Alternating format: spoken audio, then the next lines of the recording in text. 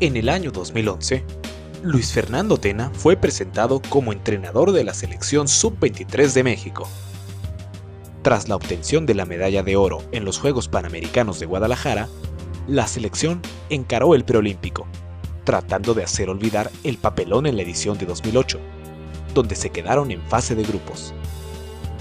Los triunfos ante Trinidad y Tobago, Honduras y Panamá dieron el pase a las semifinales, en donde una cuarta victoria sobre Canadá otorgó el ansiado boleto a Londres 2012, coronado con el partido final, donde México derrotó a Honduras para clasificarse como campeón. Meses antes del debut, la selección olímpica de México participó en el torneo Esperanzas de Toulon, junto a otras 4 participantes del torneo olímpico. México venció a Marruecos y Bielorrusia en primera fase, y junto a Francia, que los derrotó en el segundo duelo del sector, se clasificó a las semifinales, en donde derrotó a Países Bajos, clasificándose a la final donde venció a Turquía. El título en el torneo francés daba cierta confianza a los mexicanos de cara a la justa veraniega, más aún después del anuncio de los 3 refuerzos que acompañarían a los 15 seleccionados por el Flaco, el arquero de Cruz Azul, Jesús Corona, quien fungiría como capitán, el mediocampista de Tigres con experiencia europea, Carlos Salcido, y el goleador más determinante del momento en México, Oribe Peralta. Ya concentrados antes de la justa, la selección disputó 3 encuentros amistosos. Un empate con el recién ascendido a Primera División, León, que funcionó como despedida del territorio mexicano, y 2 en Europa, ante España y Japón, que terminaron en derrota, mermando un poco las expectativas que prensa y afición nacional tenían del cuadro mexicano. El 26 de julio de 2012, 2 días antes de la inauguración de los Juegos, llegó el esperado debut del tricolor en St. James's Park, la casa del Newcastle United, ante la competitiva escuadra coreana. Fue un partido muy parejo que tuvo ocasiones de ambos lados, siendo un disparo de Raúl Jiménez en los minutos finales la ocasión más clara, pero sin que el marcador llegara a moverse. El segundo duelo ante la escuadra de Gabón era prácticamente de vida o muerte para el seleccionado nacional, por lo que se lanzaron al frente desde el inicio del partido, y aunque no llegaron a concretar, se veía un equipo más lúcido, con más idea y ganas de atacar. Al minuto 62, un pelotazo largo tomó mal parada a la defensa africana. Peralta fue por la pelota y la cubrió con maestría para esperar la llegada de Giovanni Dos Santos, quien con gran técnica definió pegado al palo para abrir el marcador. México tomó con tranquilidad el resto del partido, y ya en el agregado, el cepillo fue derribado dentro del área y Gio se encargó de concretar la pena máxima y darle los 3 puntos al equipo mexicano. La tercera fecha enfrentaba al tricolor con Suiza, con la clasificación y el liderato en juego. Un partido cerrado que se definió con un gol de Peralta, que sirvió para callar las críticas que el delantero ya estaba recibiendo debido a su falta de gol.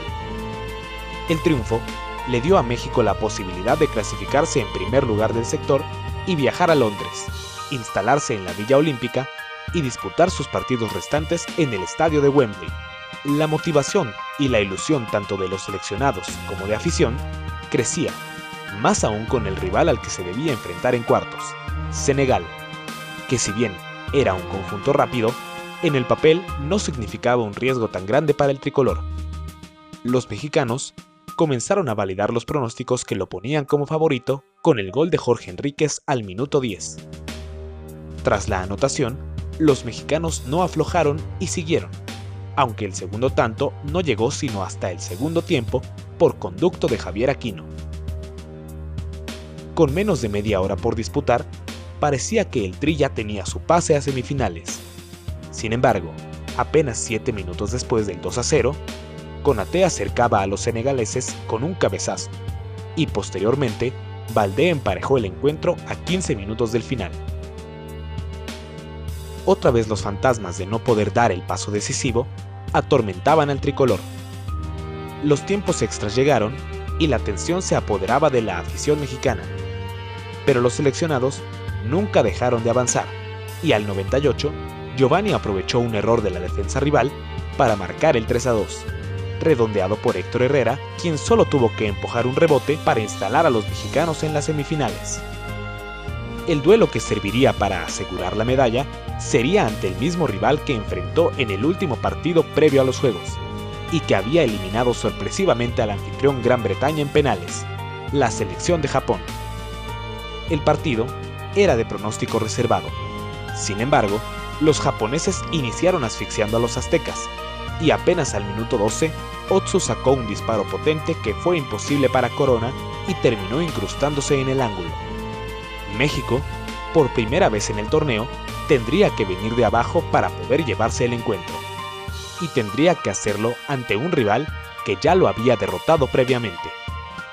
Lejos de achicarse, los seleccionados se lanzaron al frente y buscaron con todo el gol del empate sin conseguirlo, hasta que al minuto 30, y tras una jugada preparada, Marco Fabián marcó el tanto que emparejaba los cartones y hacía soñar con la medalla. Tras el descanso, el tricolor se adueñó de la pelota, y en una jugada que parecía perdida, la selección mostró ese coraje que la caracterizó hasta que la pelota le quedó servida a Peralta para mandar un disparo inatajable que se clavó en la horquilla. Después del gol, el partido cayó en un momento tenso. Los nipones atacaban, pero no lograban concretar, y en un contraataque, en los últimos instantes del partido, Javier Cortés añadía el nombre de México al medallero por primera vez en la historia en fútbol. El 11 de agosto de 2012, mexicanos y brasileños saltaron al pasto sagrado de Wembley con el objetivo de conseguir la primera medalla de oro en su historia.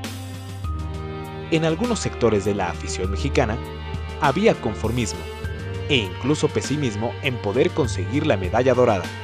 Sin embargo, eso no llegó hasta los seleccionados, y apenas rodó el balón, fueron a buscar el triunfo, y cuando habían transcurrido apenas 28 segundos, Oribe Peralta se confirmó como la figura del torneo al marcar el primer tanto de los mexicanos y dar un golpe durísimo a los brasileños, que intentaron reaccionar con disparos lejanos y uno que otro contragolpe. Los aztecas, bien parados y con el marcador a su favor, aguantaron y daban avisos incluso más peligrosos que los del Scratch. Así, al minuto 75, pase de Fabián, bloqueo de Enríquez y remate del Cepillo que se incrustó en el marco de la Canariña y en la mente de los millones de mexicanos que ese día tocaron el cielo con las manos, a pesar del gol de Hulk en el agregado y del último remate de Oscar que paralizó a la mitad del país. El silbatazo trajo el júbilo en cada rincón del país, el himno nacional retumbando en la catedral del fútbol y los muchachos con la medalla dorada colgando al pecho, tal y como siempre lo soñaron. ¿Crees que es el logro más importante del fútbol mexicano? ¿Podrá México repetir la hazaña en los Juegos de Tokio? Suscríbete, comparte y dale me gusta para revivir más momentos, hazañas y recuerdos, siempre que abramos el baúl del fútbol mexicano.